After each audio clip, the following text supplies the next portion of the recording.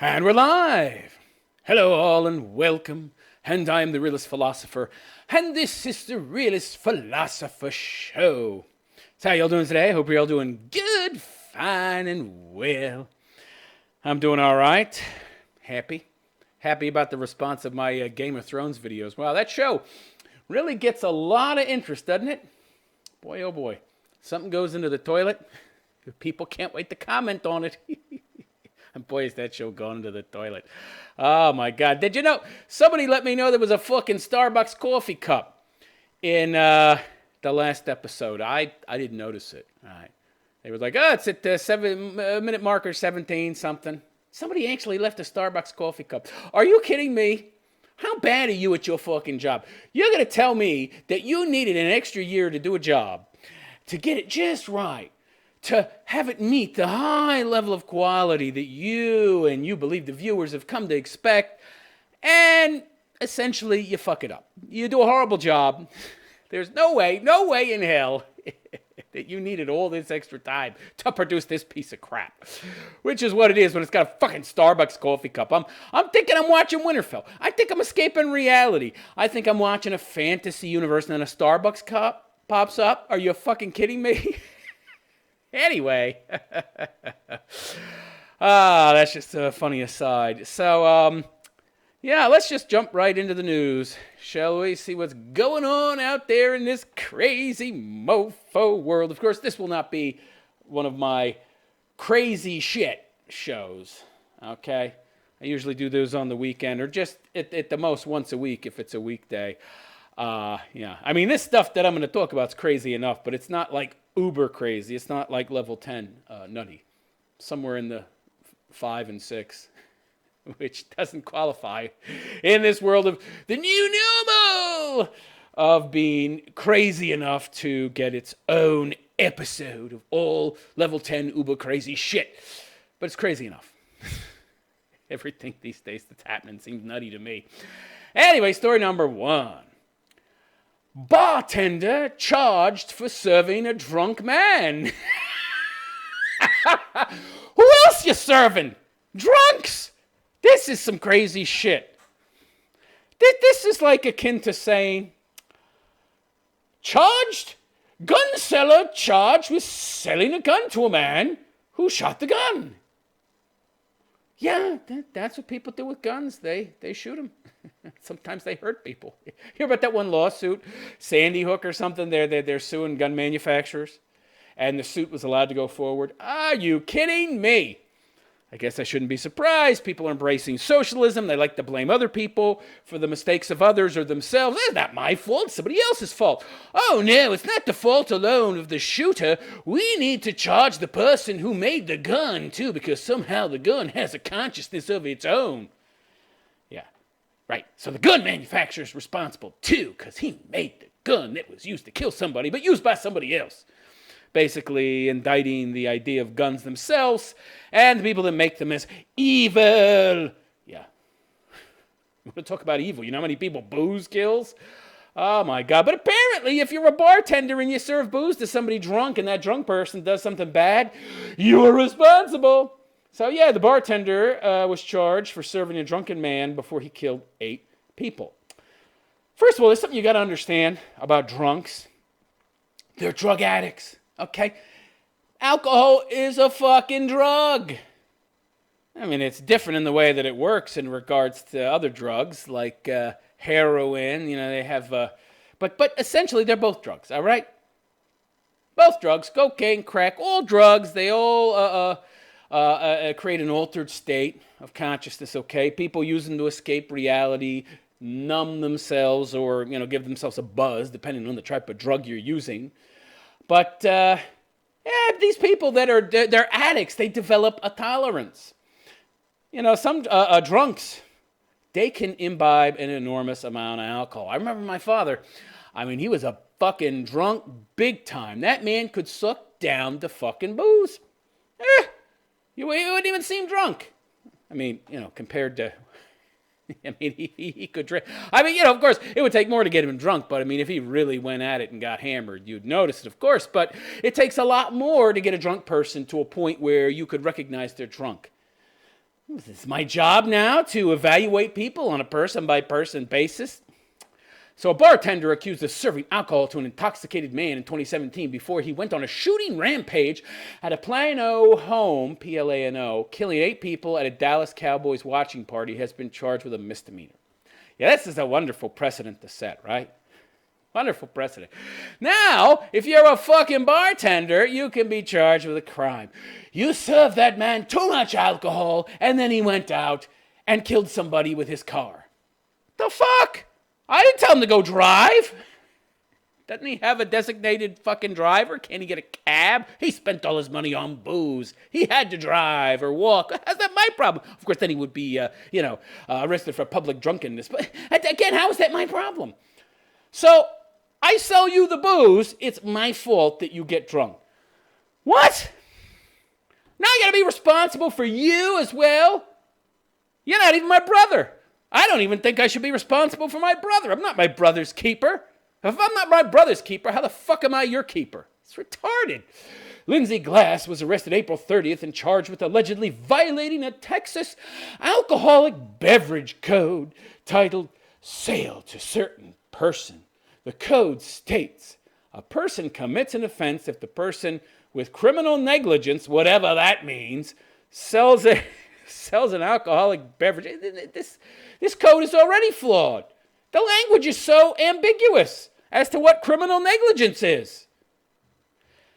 So the person is guilty if they, with criminal negligence, sell to an alcoholic beverage to a habitual drunkard or an intoxicated or insane person. What now I got to be a shrink? Now I got to be a fucking shrink to work as a bartender? As for intoxicated, I don't have a fucking breathalyzer kit. How the hell do I know if you're intoxicated or not? I think they're asking a little too much of bartenders, people who, by the way, don't have very high IQs, generally speaking. Reference AOC. The charge carries a fine of up to $500, up to a year in jail or both. And while they're trying to bring the prosecution hammer down on this broad, Juicy Smellit is walking around free as a bird after committing 16 fucking felonies. Actually, more than that, but that's just what they charged him with. The TABC concluded in a report last year that Glass, a bartender at local public house in Plano, what an interesting name for a bar, violated the code by serving the suspect, 32-year-old Spencer, after he displayed signs of intoxication at the bar. I'm confused. Don't you go to a bar to get hammered? Don't you go to a bar to get intoxicated? Isn't that the whole point? Aren't like 90% of the people in a bar fucking intoxicated? Isn't that why you have a designated driver? I don't understand. How is it my fault that this person didn't have a designated driver? In this case, a designated non-shooter. How the fuck am I supposed to foretell that some nut job, when they get drunk, is going to go shoot a bunch of people? This is absurd. Now she's got to be a psychic too, which, by the way, is not a real thing. Lovely. Lovely. Just lovely. All right, so... yeah, she's responsible for people getting drunk in a bar because she's serving them. According, they have no responsibility for their own drunkenness. It's her fault. According to the no, they're responsible too. But her serving them is a contributing factor. No, I disagree. According to the report, she texted another bartender saying Height was in the bar earlier on in the day of the mass shooting. Not too bright. Shouldn't have done that. You got a overzealous prosecutor here. He probably wants to get headlines so that, he can run in the future for district attorney or state attorney. So that's why he's prosecuting you, okay? He wants to get some free publicity. So she goes on to say that in the text to her friend, he had 2 gins. And he only had 2 beers and a shot when he came back. I think he was at another bar while he was gone, but you don't know. 2 gins and 2 beers? So 2 shots and 2 beers in what period? 10 minutes? An hour? I mean, if you do that much liquor in fucking 10 minutes, you're going to be fucking hammered. Unless you're a drunkard, of course. How did she know he was drunk? Was he slurring his words? Was he stumbling around? I mean, if he has a high tolerance, he might not have been drunk. And by the way, I love how law enforcement is trying to lay the blame on alcohol. What if he wasn't drunk? He had a lot to drink, but he's a drunk. He has a hell of a lot higher tolerance. Can you show me some kind of correlation between him being drunk and shooting people? Not only that, but you don't even know he was drunk. Boy, oh boy. Another text from Glass stated, Spencer has a big knife on the bar and is spinning it and just asked for his tab. I'd give it to him. He's spinning a fucking knife. This is where I would know he was nuts. He wanted his tab. So after I saw this guy spinning a fucking knife, I didn't serve him any more booze, and he happened to ask for his tab anyway, so that was a good thing. Where's the crime here? I don't get it. Okay, yeah. Spencer Height killed a bunch of people. Yeah, they're looking for somebody to blame, right? He's not enough to blame. Yeah, the people are out for blood. The family of the victims are out for blood. Just like these Sandy Hook people, they can't move on, right? Oh, my baby died! Now we gotta go after fucking guns. They were probably all a bunch of liberal moron pinheads to begin with anyway, right? Now they got an excuse to go after guns. Yeah. No closure for us. Let's continue embracing our misery. Brilliant idea. And they got a bunch of names, all the victims. I'm not going to read them. By the way, the drunkard, Spencer Height, was killed by police responding to the shooting call. Investigators say Glass should have known not to serve Height. What do you mean shoulda? In an ideal world? Yeah, well, we don't live in an ideal world. She's busy. She's serving lots of fucking people. And by the way, he's spinning a knife on the fucking bar. How does she know that if she don't serve him, he won't stab her in the fucking throat? According to an affidavit, an agent with the Texas Alcoholic Beverage Commission says Glass was trained and certified to identify and avoid the sale of alcohol to intoxicated persons. Trained and certified how? How do you train somebody and certify them to that? For that? Slurred speech, number one signifier of drunkenness. Stumbling, inability to keep your balance. Something, of course, that's difficult to tell when they're sitting on a fucking bar stool, but hey, you should know anyway. This doesn't seem very reasonable, these standards of a fucking bartender to me. What is this broad making, $7-8 an hour? She's supposed to be a shrink, a psychic, a certifier of drunkards? And if she doesn't meet these standards, she goes to jail? I'll pass. Go work at Taco Bell, sweetheart. You'll be safer. Maybe. The permit for local public house, blah, blah, blah. Glass's attorney, Scott Palmer, was critical of the charge. It's shameful of the Plano Police Department to go after the person who was vital in trying to stop the horrific events of that evening, he said in a statement. This arrest is not in the interest of justice and appears to be a last-ditch effort by Plano PD to make someone pay and get some press headlines. You get all these minor little fucking attorneys, assistant district attorneys. They all want to make a name for themselves, and they want to prosecute as many people as possible and appear as tough on crime as possible so that when the time comes that a new district or state attorney gets elected, they have a nice long resume of evildoers they have convicted so that they can use that as their platform to get elected. And the funny thing is, this broad is the one that called 911. This is a perfect way to deter people from calling 911. She's the one who called 911. Not only did she know Spencer, but she was friends with Meredith, one of the victims, and was supposed to be at that party that evening. That's brilliant. The best way to fight crime is to deter people from calling 911 because you might be indicted and charged with a crime. Oh boy, that's nutty. That's some nutty shit. Loves my coffee. Crazy. All right, anyway, let's move on. It's not crazy enough though, believe it or not. The stories I do on my crazy shit show are actually more crazy. I got a whole bunch of them already saved up. I can't wait to talk about them. Anyway, let's move on. Oh boy. We're moving into the territory of solipsism here of, abstractions and reality being no different. There's no barrier between what goes on in your head and the real world. Sex dolls are three-dimensional child porn if they're shaped like children, say prosecutors that are charging a man with pedophilia for buying a child sex doll. Oh my God. This is crazy. So a judge hearing an unusual child pornography case says his verdict will hinge, interesting wording, on whether a Newfoundland man knew the sex doll he ordered online was designed to resemble a child. Okay, so let me get this straight. He's being charged with child pornography for buying a big piece of fucking silicone because of its shape. Oh boy. Oh, this is... This is some nutty shit. So let me get this straight. What if I get some cheese and I sculpt the cheese into the form of a naked child? Which, don't some medieval and Renaissance art shaped like naked children, some of them cherubs and shit, little fairies and Cupid and shit? Aren't there a bunch of naked kids and all that kind of art? Is that pornography? This is so retarded. It is so retarded. It's a piece of rubber. It's a silicone doll. Unbelievable. Does that mean if I take the clothes off a Barbie doll, I'm now... I love it. You take the clothes off a Barbie doll, you're now guilty of child pornography. So 54-year-old Kenneth Harrison faces charges of possessing child pornography. What child? It's a doll.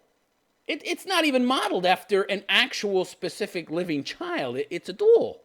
I thought child pornography was pictures of real kids or videos of real kids doing this crazy shit at the behest of some nutty adult. Mailing obscene matter. Well, that's pretty open interpretation, isn't it? It's a piece of silicone. What do I fucking care what he does in the privacy of his own home with a big piece of rubber? Silicone, whatever. And 2 charges under the Federal Customs Act of smuggling and possession of prohibited goods. Why are they prohibited, though? They're prohibited because they're obscene. Why are they obscene? Because they're child pornography. Why are they child pornography? Because it looks like a child. So anything that looks like a child is child pornography. If you whack off to it. Or have sex with it. Well, I don't know. If I carved a big piece of cheese into a naked child, I guess you could boff it, right? You're guilty of child pornography then. Yeah? How about that fucking pie in American Pie? He fucked the pie. You remember the picture with the big hole in the fucking pie? If he was imagining that was a child, or if he took a picture of a child and put it on the pie, is he now guilty of child pornography? This is insanity. Crown lawyers argued that the doll is a 3-dimensional form of child pornography. You know, these lawyers are leftists. 3-dimensional form of child pornography. Wait a second. Wouldn't child pornography have to be a real child, picture of a real child, or actual pictures of the act of sex happening between children and adults or 2 children? I'm confused. And question Harrison's testimony that he did not order it to have sex with. Well, you have to take his word, right? No, he's a man. They all lie. We have to assume the worst with men and the best with women. For your case to succeed, you have to satisfy me beyond a reasonable doubt that he knew what he was ordering, and he knew what he was getting, because it's a fatal crime to order a piece of silicone that looks like a kid. And fuck it, that's just obscene. Yeah, because somebody's being harmed by that, the silicone, right? Which is somehow a living being now. The provincial court judge told the prosecution team. Harrison testified Monday that he did not intend to have sex with the doll. You can't prove that he intended to. And that he had ordered... How are you going to prove intent, by the way? You'd have to get inside his head. And that he had ordered it for companionship to replace his son, who died as an infant. He could be telling the truth. Probably not, but what the fuck do I know? Harrison said he did a Google search of the term sex doll... That's a little weird. And said he chose the photo that showed the most male-like face to resemble his son, who would have been around 25 in 2013. The prosecution team disputed Harrison's testimony. They want to set a precedent, right? Okay. So something you have to understand about all sex dolls, they want them all banned, okay? This is not just isolated. The feminazis, the leftists, they want all alternatives to real women who have been weaponized against men to be off limits to men. You got to get with a Wayman. You got to marry a Wayman. You got to get with them. You have to go into serious fucking debt and have kids with her. Oh, boy. Yeah. No soup for you. In this case, no sex dolls. Oh, boy. Okay, so, yeah, they disputed his testimony saying the intercepted doll and the price Harrison said he paid best resembled dolls marketed as children on the website. What the fuck is he, an expert on how much these dolls cost? He don't fucking know. Those products fit the definition of child pornography. As you're the ones defining it. I love the left. Yeah, it fits the definition we made up. That's how they get away with this, a quarter of all broads on campuses, college campuses have been raped. They changed the definition. Did somebody rub up against you? Did somebody touch your thigh? That's rape. Yeah. It turns out if you're the person making the definition, you go hog wild, baby. Everything's child porn. Canada's criminal code defines child pornography as photographic, film, video, or other visual representation. Other. That's kind of vague. Isn't that open to interpretation just a wee bit too much? Whether or not it was made by electronic or mechanical means. Visual representation. Well, that doesn't even signify whether or not it would have a butthole, a bunghole, a fake vag, or a fake little cock or whatever, and balls. I mean, so it could just be a big doll. I mean, by that definition, Ken dolls and Barbies are fucking child porn. This is so dumb. Okay, so anyway, whether or not it was made by electronic or mechanical means that shows a person who is or depicted as being under 18 years of age engaged in explicit sexual activity. But the doll is not being shown engaged in explicit sexual activity, so I don't see how this is pornography. It doesn't the article itself, be it a picture, a film, and when they say electronic or mechanical means, they're talking about videotapes and DVDs and such, visual representations. Doesn't it have to be something that shows sex with a child? A doll doesn't show sex with a child. Him having sex with the doll wouldn't be fucking child porn either. He's doing it in the privacy of his own home. It's not a child. I mean, it would be pedophilia, pederasty, pedophilia. I mean, it would be illegal, but it wouldn't be child porn unless he filmed it. I don't get this. And again, it's not child porn anyway because it's not a child. This is so bizarre. How can this guy be charged with this crime? It's not a child. Crown prosecutor Dana Sullivan, a woman, of course, argued Harrison ordered a deluxe set with makeup and other accessories suggesting intent to have sex with it. Isn't it a boy doll? Boy dolls don't have makeup on them. This is bizarre. Prosecutor, who cares? Why are we talking about this as if it's even some kind of crime? What the fuck do I care what you're doing in your bedroom? You can make a fucking boy doll out of fucking rigatoni. I don't give a shit.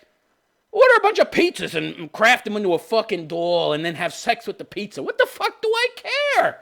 How is this a crime? I love this. So essentially, we got people running around raping, pillaging, murdering, stealing, but we got to worry about what people are doing in the privacy of their own home with a piece of silicone. So retarded. Oh, boy, oh, boy, oh, boy. Crazy, crazy shit. Prosecutor Bill Howes pointed out that Harrison only testified that the child he lost was a boy when Howes directly asked him. Harrison had said he chose to buy a sex doll for its lifelike qualities and said he intended to dress the doll in male clothing.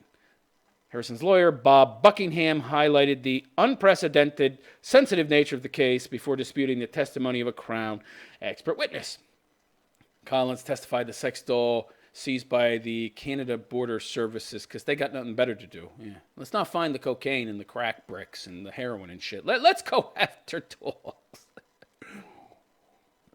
Was the size of a child. Maybe it's a dwarf. Maybe he's got a thing for dwarfs. Did you ever stop to think about that? And there's no fucking dwarf dolls out there, so he got the next best thing. Did you ever stop to think he's got a dwarf fetish? No. He said it met the definition of child pornography. No, it doesn't. It doesn't even meet your retarded definition, which is so fucking vague and generalized. Almost anything could be applied to it if it's in the shape of a fucking child. But it's not a visual representation of kids having sex. So how the fuck is that child pornography? I don't get it. Oh, boy. You're going to suspend a lot of reality and live in a world of abstractions to see this as child porn. All right. So anyway, yeah, it was the size of a child, met the definition, which it doesn't, and that such items appeal to a pedophilic subculture. True, but correlation does not equal causation, first of all. Yeah, it could also appeal to a non-pedophilic individual. And again, what the fuck do I care? It's almost as if they're trying to punish this guy because he probably is attracted to kids, right? But he hasn't actually done anything wrong, which is very odd to me because on the other side of the aisle, actually on that same side of the aisle, because these people are leftists, aren't the left trying to push acceptance of pedophilia? Talking about it as some kind of sexual orientation like homosexuality. Anyway, Buckingham took issue with the fact, right, again, I mean, they're going after all types of dolls. Oh, we're perfectly fine with you banging kids. It's the doll we have a problem with. Unbelievable. Yeah, did they ever stop to think that this guy buffing dolls makes it possible for him to control his urges and not victimize kids? No, never thought about that. No, never occurred to us. Unbelievable.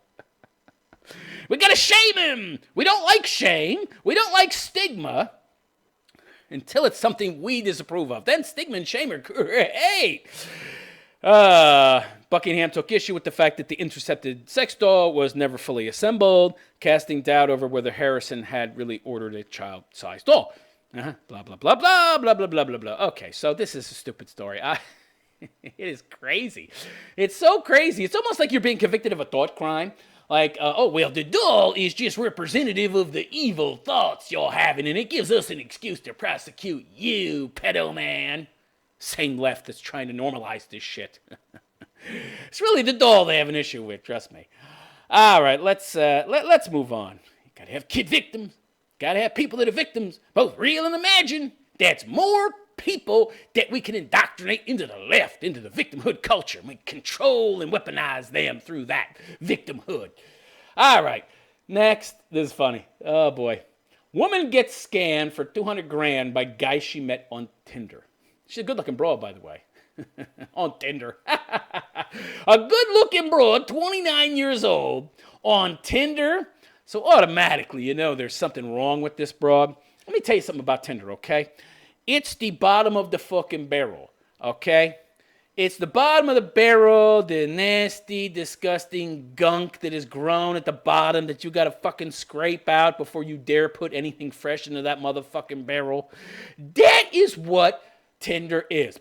Bottom barrel scraping, essentially people. They're the fucking scrapings, all right? And if you find some good-looking broad on Tinder, she got problems, okay? She got real problems. She's a very objectionable human being because if she wasn't, what the fuck's she doing on Tinder? I mean, you see 8, 9s, and 10s on Tinder, that's not somebody you want to be around. That is a fucking gold digger looking for a man to pay her rent, buy her new Gucci bags, buy her nice shoes. That's what you get on Tinder. With Wayman, anyway. And apparently some of the guys, too.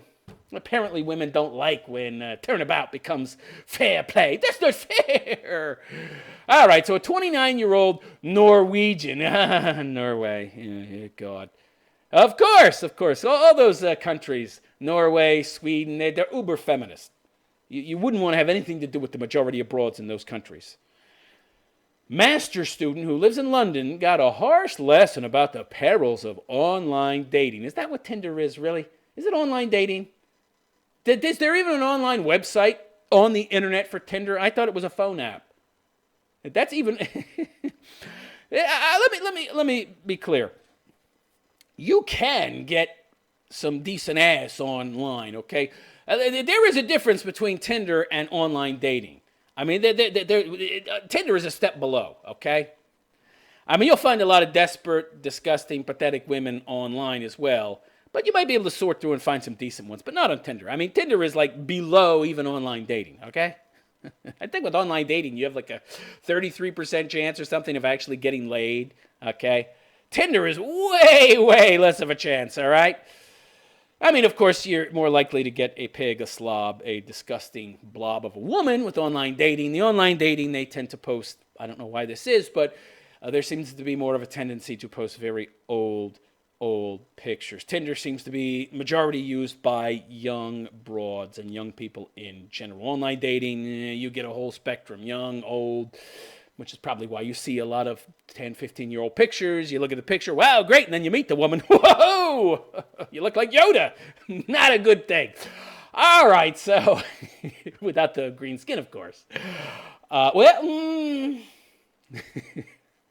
Maybe. So she learned a harsh lesson about the perils of online dating after she was swindled out of $200,000.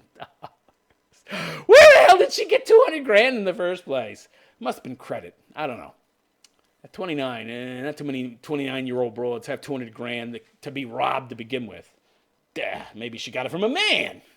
I robbed a man, and then some man robbed me. Oh, boo-hoo. All right, so Cecile Figelhoy met Simon Lievev, a self-described Israeli millionaire, and instantly fell for him. I wonder why she fell for him. Could it be that he was a self-described millionaire?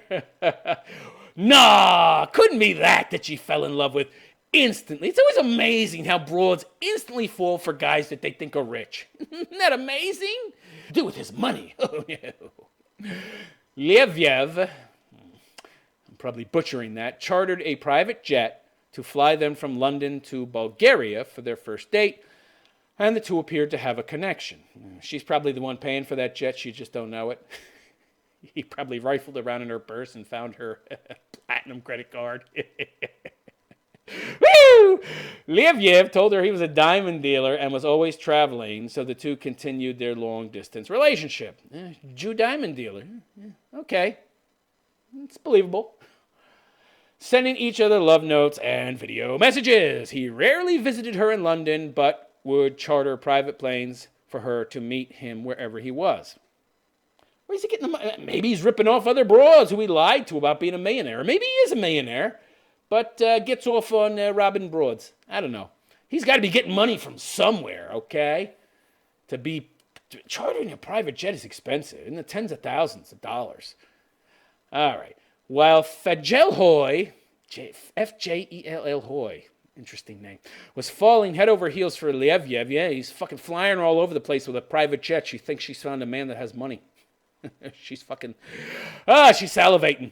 He was just playing with her emotions and manipulating her so he could use her to fund his lavish lifestyle. He built up a bunch of unpaid bills for chartered jets and robbed her to pay for that. Lovely. He told her that his job as a diamond dealer was dangerous and that he made enemies who wanted to hurt him. That's bizarre. Well, what is he getting, blood diamonds? What the fuck? That's crazy. Already, I'd be suspicious right there. He even sent her a photo of himself in the hospital after he was allegedly attacked. Weird. Not long after the supposed attack, Lievev, all right, I think I'm pronouncing it better now, asked her to open line of credit so he could book flights and conduct business without drawing attention to himself. Oh, she ain't too bright. I thought you women were so intelligent. I thought you women were equal to men. Somebody asked me to open up a line of credit. If I'm opening a line of credit, guess whose name it's going to be in? Well, I'm the one opening it. So the line of credit is in my name. But you're opening it for me and allowing me to use it, but the debt is going to you. That's brilliant. Yeah, this lady's a fucking genius. Yeah. So he set her up.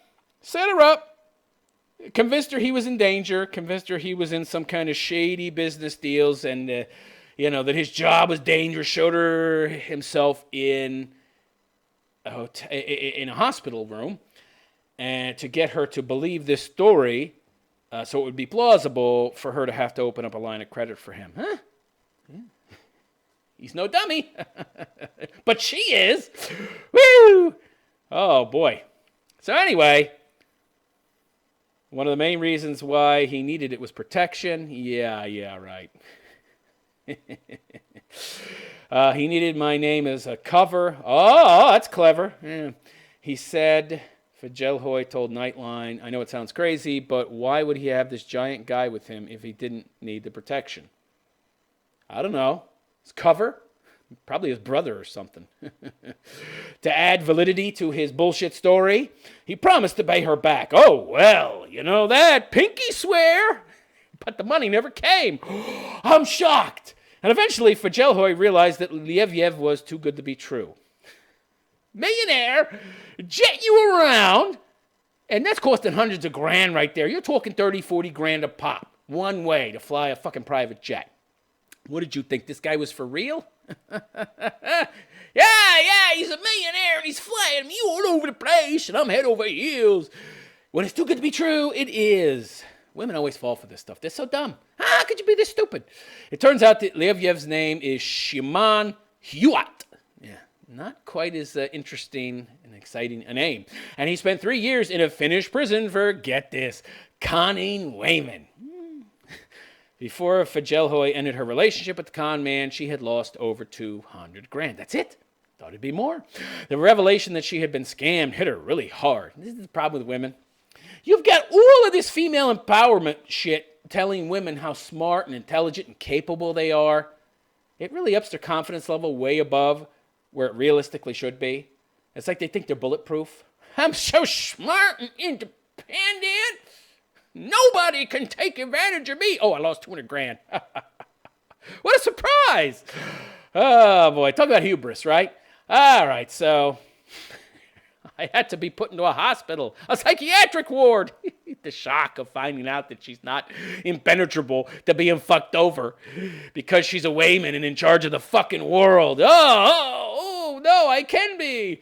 Because of suicidal thoughts, because I thought my life was over, like I didn't see a way out, she said. You've lost your boyfriend, but he didn't just dump you. He never existed, and he was never your boyfriend. I'm sorry. I can't help but see the humor here. Women have been doing this legally to men for years. Literally legally.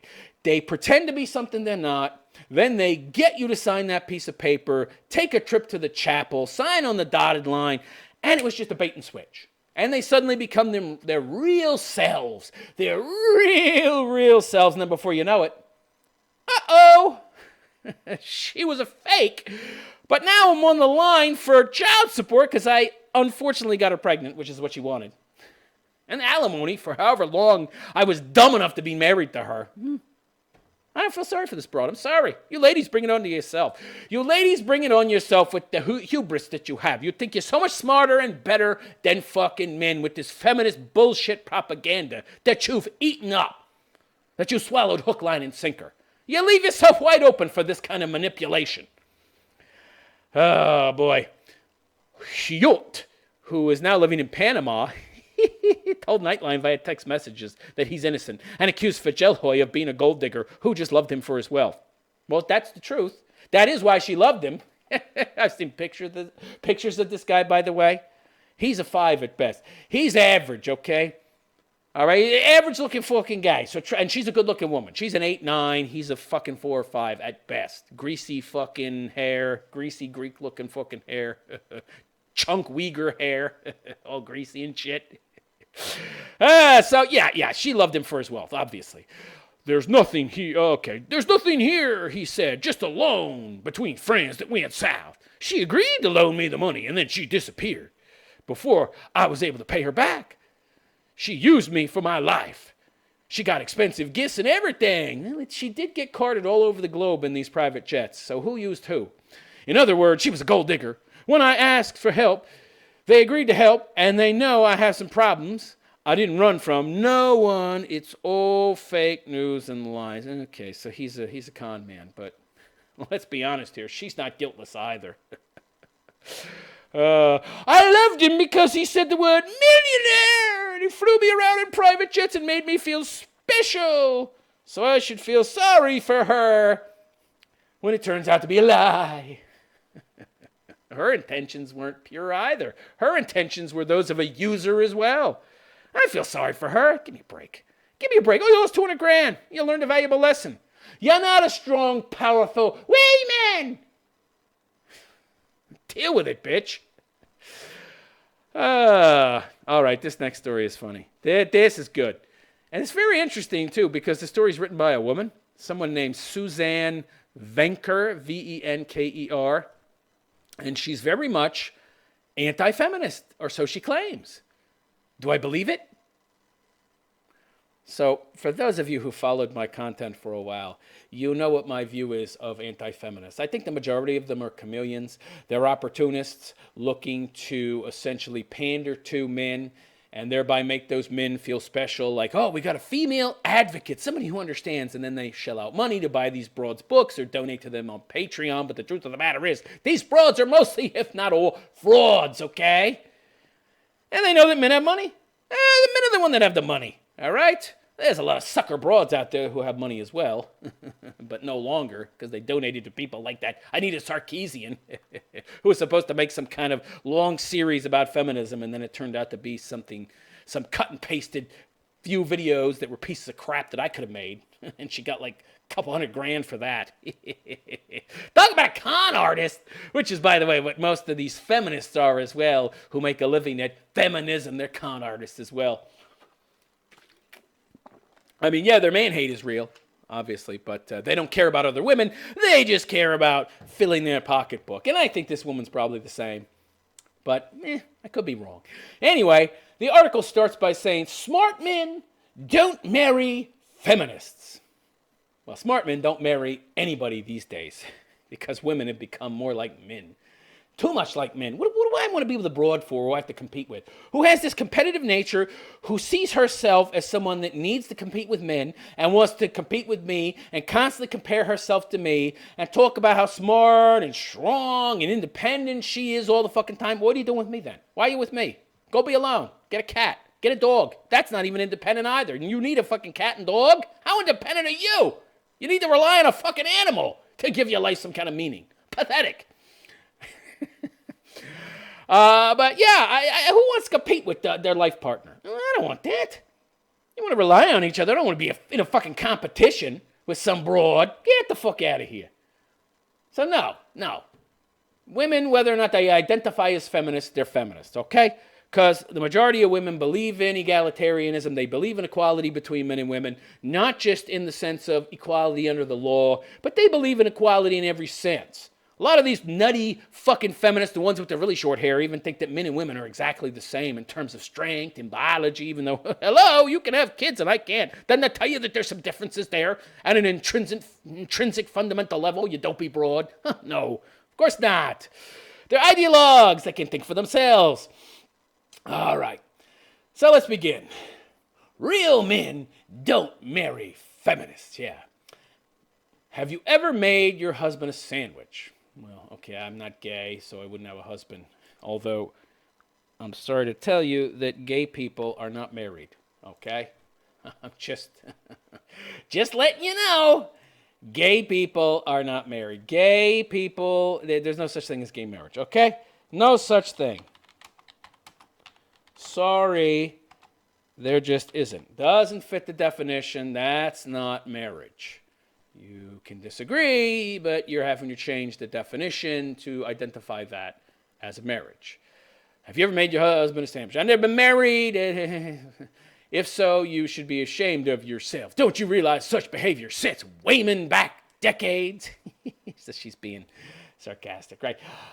That's the message of a new article in the Daily Telegraph entitled, "When Making a Sandwich is a Crime Against Feminism." Oh boy. It's about an Australian woman, one of the top 5 feminist countries in the world. Of course it's from Australia.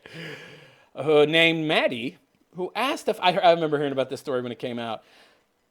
Maddie, who asked a Facebook group of 26,186 mothers, oh boy, mothers who have the time and inclination to be on Facebook, single mothers, whether anyone had some yummy alternatives for her husband's lunches, which she said she makes for him every day.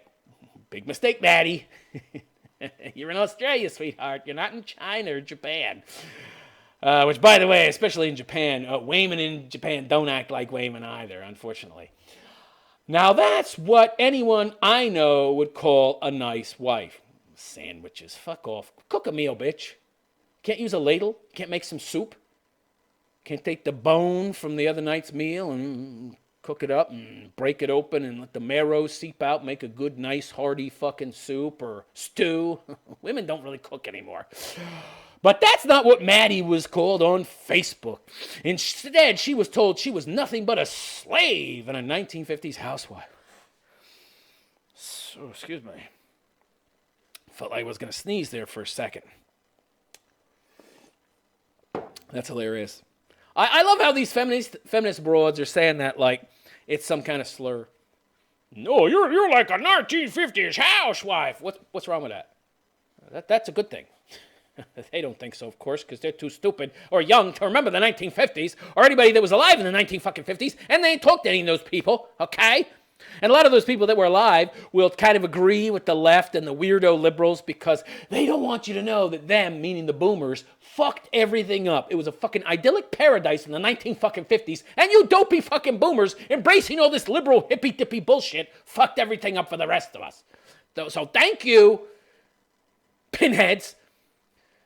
She was also called weird, as no woman in her right mind would do something so demeaning as to make her husband a lunch. What about the guy going to work and giving you money and supporting you? Doesn't that make him your slave? You want to talk about demeaning? I can flip the script and use the same logic against you dopey bitches. Here's just a sampling of some of the responses Maddie got. Your husband is a grown-up. You're not his mother. Hey, bitch, you're a grown-up. Go pay for your own fucking bills, your own meals.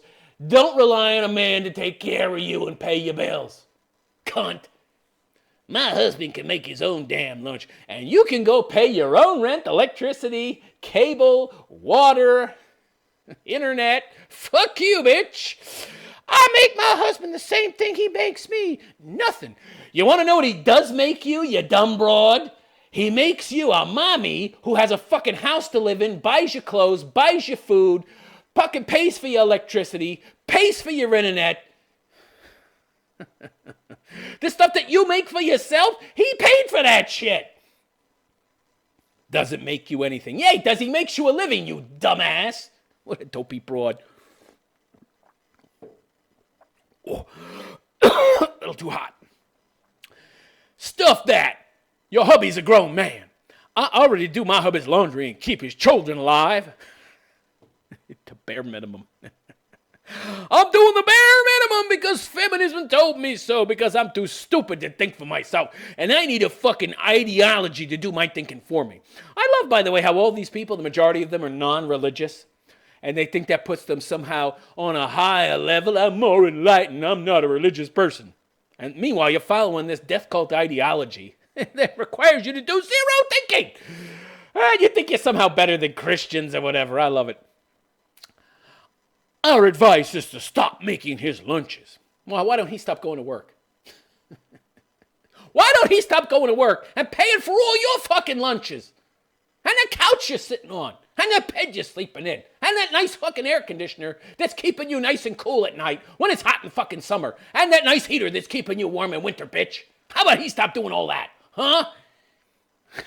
My role is child care during working hours, and that's it. Yeah, because the person who's paying for everything you have doesn't deserve any consideration of any kind. He's lucky if I decide to make dinner some nights. These women talk like this is some kind of badge of honor.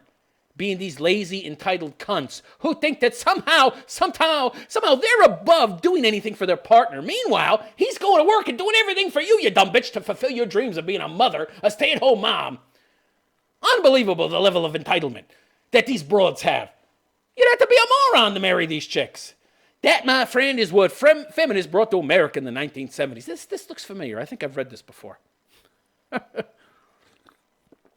Deja vu. And it stuck.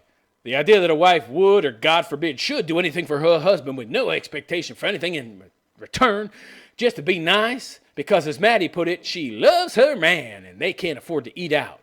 That makes her weak in the eyes of feminists. That's why you don't want to marry modern day women. The majority of women out there are like these broads, these harpies that I just quoted. Honestly, is it really any wonder why the relationship between the sexes these days is such a mess? No, not really. Or why, as Bloomberg published just last week, Married Americans are unhappier than ever. It's a good reason not to get married. In my opinion, it is largely because there are so many women in America today who, either knowingly or unknowingly, have a feminist mindset. Yeah, I've been saying this for years. Feminists teach women above all else to stand up for themselves against the evil of the world of men. That's not true. That's not true. Feminism teaches women they're better than men, that men are evil, that they're toxically masculine, and it's your job as a woman to right the imbalances caused by that evil, toxic masculinity, and to also, by the way, make men better than they actually are, because you're this perfect being, and there's absolutely nothing wrong with you that creates any of this so-called inequality that you are somehow perceiving that they're not, right? Yeah, this inequality that you're 70% of the fucking people going to university in America. Only 30% are men, right? Girls are doing better in school. They're twice as likely to get a job as a man. If they both apply for the same job and have the same qualifications, they're twice as likely to get it just because they're a woman. But you're somehow oppressed. In 147 of America's 150 biggest cities, women make more. Oh, but you're oppressed somehow, yeah? And feminism isn't about teaching women to stand up for themselves against the evil of the world. It makes them evil. Even harmless husbands fall into the category of evil men since they supposedly long to lord over their wives. No. I've been in a number of relationships. I have no interest in lording over some broad. I only have interest in remaining autonomous as a being, as a human being myself, and having control over myself. I don't want somebody else controlling me, and I don't want to control anybody else. It's that simple. Thus, the knee-jerk reaction to the suggestion that a wife might serve her husband in some way. You mean the way he serves her by going to work and making all the fucking money and providing all the fucking resources? You mean that type of service? Make him a drink or meal? Well, that's just offensive to feminists. The feminist worldview is antithetical to love because it focuses solely on women. It's a totally narcissistic ideology. Their needs, their wants, their desires, and their rights. Yeah, that's not about equality. It's equal about that. It's totally focused on one side. I don't know how anybody buys these days that feminism is somehow about equality. I mean, the name ought to clue you in. Feminism. It's all about women, you idiots. Oh, boy, oh, boy, oh, boy. Of course, there are men who support feminists, pussies, wimps, guys that are into BDSM and they're submissives and they want to be slaves to women. Pussy boy, simp, wimp, mangina, cucks. Those guys, yeah, they want to be feminists. They want to support feminism. My friend Helen Smith, PhD, refers to these types of men as Uncle Tims. Okay, maybe I haven't read this before. Maybe I haven't. I don't remember this. Uncle Tims. Get it, Uncle Tom, right? That would be what they called the house Negro back in, the days of slavery. Now this term Uncle Tim for male feminists. And Uncle Tim is a male sellout. Oh, I like this term. I'm going to start using it. Who kowtows to feminists because he's just as left-wing as they are and thus agrees with the feminist worldview. Or B, he's too weak to stand up for himself and knows that if he says anything he's not supposed to, he won't get sex. Right, I've talked about this before. And that's the majority of male feminists. The majority of male feminists actually are the worst abusers of women. And they can't compete on a level playing field with other guys. So what they do is they try to worm their way. They try to worm their way into the woman's good graces by pretending to be an ally. And you'll hear a lot of feminists these days talking about don't trust male feminists, don't let them in. They want nothing more than sex. They're just chameleons. Very interesting. They have a problem with chameleons, do they? Really? Well, women have been chameleons for far longer than men. That's why they know so much about it and can spot one so much easier, it seems, than most men can. Of course, men are oftentimes fugued out. Their brains are fogged by the fact that they want pussy. Pussy fog. Clouds their mind. Makes them unable to spot one of these chameleons. I'm a much older guy. I don't have that pussy fog so much, so I spot them right away, baby. So Most Uncle Tims who fall under Category A live on the East and West Coast. Yeah, those who fall under Category B can live anywhere, but the one area of the country they're scarce is in the South and the Midwest because that's where the real men live. Right, people who do manual labor tend to have a better idea of how reality works, so they're less likely to be leftist liberal pinheads. And smart men, well, they just don't marry feminists. I agree. The men who do have been feminized and are proud of not being the man of the house. This is another problem. Oh boy, any man that would let the woman be the man is not a man. You're a pussy, okay? You are a pussy. What kind of guy would want to be with a woman who is essentially nothing more than a second-rate man? Because let's be honest, women are not the same as men. They can never be the same as men. And women who try to be like men, which is pretty much every feminist, they're just a second-rate copy of a man. And any guy that would be with a woman like that and enjoy being with a woman like that, I would argue is a latent homosexual. They see that as backwards and take pride in their progressive, non-manly ways. Homo. Of course, don't expect an Uncle Tim to kill the intruder in the house on his wife's behalf. He's given up the role of provider and protector. He and his wife are equals. Very interesting. Yeah. This is emblematic of what's happening to the world, and this statement is emblematic of the reasons why it's happening. I don't think that the author of this article, the person that said this, knew what they were saying, but this is something I've been saying for a while. The whole point of feminizing men in the West is to remove them as providers and protectors, okay? Most specifically, protectors, to make them unable to protect. And if you're doing this to all the men, you're talking about a social reconstruction on a countrywide scale. Western countries are becoming unable to defend and protect themselves because their men have become pussies. Unfortunately, the Uncle Tims are often the ones who lose in the end because all too often, feminist wives regret their choice to make their marriages androgynous. Yeah. It might seem nice at first to have a man that you can control, a whipping boy. Go out, work all day, and then come home and rub my feet, and cook my meals, and clean the house while I do jack shit. Yeah. She'll eventually come to regret that, though, because she's married to a pathetic weakling, and women don't want to be with pathetic weaklings. It's kind of a catch-22, ladies. When they get what they want, they don't really want it anymore. Yeah, it feels good at first, but the price is too high in the long run for them. And of course, that's why they end up getting divorced so much more often, because irreconcilable differences, meaning I married a pussy and I enjoyed lording my power over him, the power of the poon. But it turned out I wanted a real man. Now you got kids, you got stretch marks, too late, and you're old, and you're post-war. The real men, they already found decent women a long time ago, or they figured out that there weren't any out there. So they're still single and they're going to stay that way. Lovely. I love it.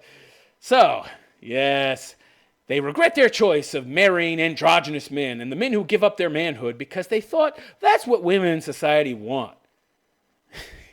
To improve the state of marriage in this country, what we need are fewer feminists and fewer Uncle Tims.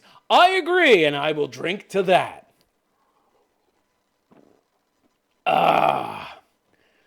It's moments like this I wish that there was some booze in that fucking coffee. Too bad I don't have a fucking bartender here to monitor me and decide whether or not, on an objective level, I'm fucking just hammered out of my mind. Yeah. We need real men who aren't afraid to stand up to feminist gobbledygook. So Susan Venker, she's an author, columnist, relationship coach. That right there makes me very skeptical. Relationship coach, I could be a relationship coach, and a better one than this broad. And she's known as the feminist fixer. She helps free women from feminist lies so they can find lasting love with men. Susan, okay. I'm very skeptical. Like I said, whenever I see one of these broads that is essentially, parroting or she's talking about stuff that's antithetical to her own best interests, I'm skeptical. I have yet to meet a woman who, if I really dig down deep and start questioning her and getting to know more about her, I have yet to meet one that's actually an anti-feminist. They talk a good game to try and convince you that they're more traditional, conservative, they don't buy into that feminist mumbo-jumbo crap, but you dig down, sometimes not too much even, and you find out it's all bullshit. It's just an act. It's just an act. The ideology is still there beneath the surface. And this shit that they're, talking, it's just like a thin veneer. It's just a thin veneer. It's just a little corrosion. You polish a little bit, you'll see the real glint of feminism beneath the surface of the goop that you wiped off. And it wasn't too hard to wipe that goop off either, right? Very thin veneer of respectability and traditionalism that these women wear to try and trick you guys into believing that they're one of the good ones. And don't get me wrong. There are exceptions to the rule out there. Exceptions to rules exist. I'd be lying if I said they didn't. They statistically do. But the rule exists for a reason. And those exceptions, they are more, in fact, by contrast, they work more to prove the rule than disprove it, okay? There's so few of them. But yeah, are there good women out there who are anti-feminist and hate this shit and would qualify as, June Cleaver type women? There have to be statistically, but they're very rare. They're very rare. One in the thousands. So don't waste your fucking time. It's like playing the lottery. And you know what happens when you play the lottery? You lose. What was the last person you met that won the lottery? Nobody? Bingo. All right. So I hope you enjoyed this show. If you did, let me know what you think in the comments section. Please like and subscribe to my channel if you enjoy my content. And if you really enjoy my content, oh shit. I'm dropping frames here like a motherfucker. All right. If you really enjoy my content, consider donating at therealistphilosopher.com. That is therealistphilosopher.com /donate. You'll find the direct links to donate in the description. I have both a per content piece donation platform as well as a per month, so you might want to consider doing that. I get no monetization from YouTube or anywhere else, and this show is only made possible by those kind donators I currently have. And please follow me on Facebook, Twitter, Gab, Instagram. All the addresses are there at the bottom of the screen. They're also in the description. Show airs every day at the same time. That's the wrong time. Monday to Friday, 7 to 8. Whoops. Let me change that while I still have the window open. All right, so, yeah. Changed the time. My mistake. 10 to 11. Okay, let's change that while the show's going. Or I'll just forget. There we go. Oh, no, that's wrong. To 11. And it's changed. All right, and on that note, I will bid you adieu. I am the Realist Philosopher, and I wish you a good day.